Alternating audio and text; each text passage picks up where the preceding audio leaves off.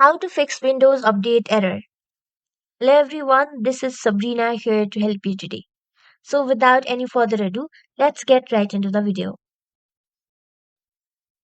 So first, open your Start menu, then go to Settings.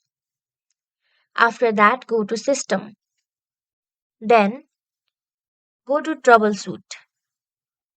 Then go to Windows Update. From here, go to Windows Update and run the troubleshoot. After it will detect the problem. It detects the problem. All you have to do is